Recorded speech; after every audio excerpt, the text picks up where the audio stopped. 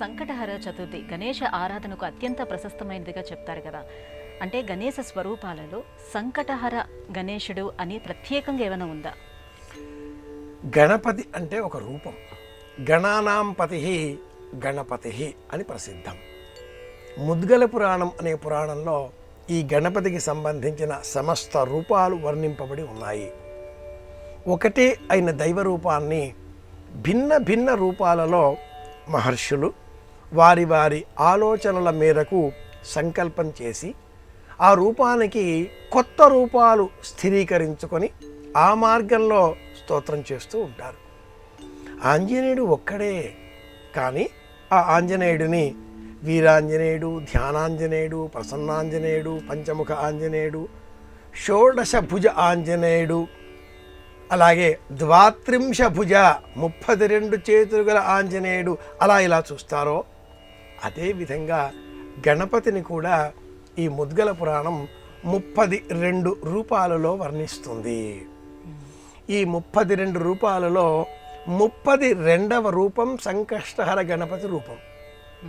మహాభారతంలో ధర్మరాజు సోదరులతో ఇల్లాలితో అడవులలో సంచారం చేస్తూ ఉన్న వనపర్వ సమయంలో ఈ కష్టాలన్నీ ఎలా తొలగిపోతాయి స్వామి అని శ్రీకృష్ణ పరమాత్ముడిని ప్రశ్నించగా కృష్ణుడు బోధించిన వ్రతం సంకటహర గణపతి వ్రతం. ఈ వ్రతంలో గణపతిని ప్రధానంగా కాషాయ వర్ణంలో ఉండే అర్చామూర్తిగా పూజించాలి. వ్రతం చేసే విధానానికి చాలా ప్రత్యేకత ఉంది. సంకటహర గణపతి, సంకష్టహర గణపతి రెండూ ఒకటే. ఈ వ్రతాన్ని శ్రావణ మాసంలోనే ఆరంభించాలి.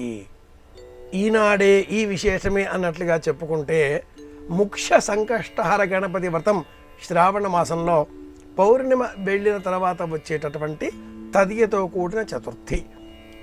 ఉదయం నుంచి సాయంత్రం వరకు ఉపవాస వ్రతం చేసి సాయంత్రం ఇంటిలో పూజాగ్రహం ఎక్కడైతే అర్చన చేస్తూ ఉంటామో అక్కడ నేలపైన గోమయంతో అలికి 8 కోణాలతో ముగ్గు పెట్టి ఎరుపు రంగు వస్త్రం పరిచి గోధుమలు, జొన్నలు, కందులు, పెసలు అంటే విత్తనాల రూపంలో మనం ఉపయోగపడే విధంగా ఉండే ధాన్యాన్ని 5 పిడికిళ్లతో రాశిగా పోసి ఆ పైన రాగి చెంబు కలశంగా ఉంచి అందులో నీరు పోసి ఆ పైన వెదురు బుట్టలో గణపతిని ఆహ్వానించాలి.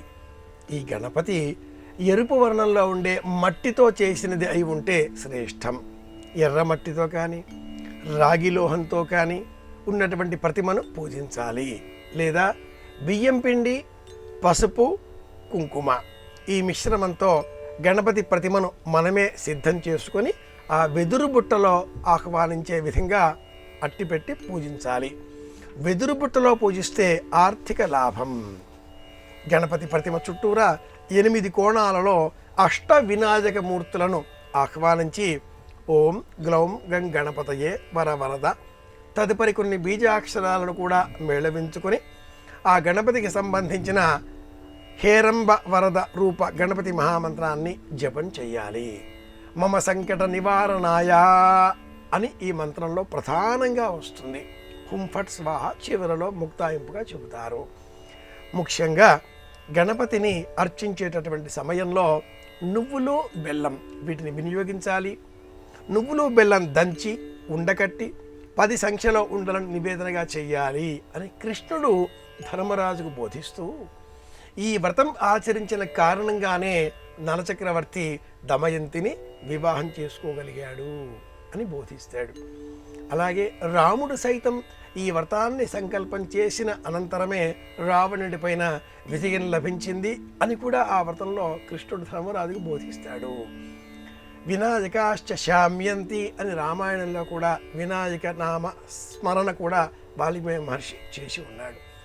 పరిపరి రూపాలుగా ఉండే ఈ అర్చన విధానాన్ని 16 నెలలు పూర్తి చెయ్యాలి అని కూడా ఆ వ్రతంలో ప్రత్యేకంగా చెప్పబడి ఉంది.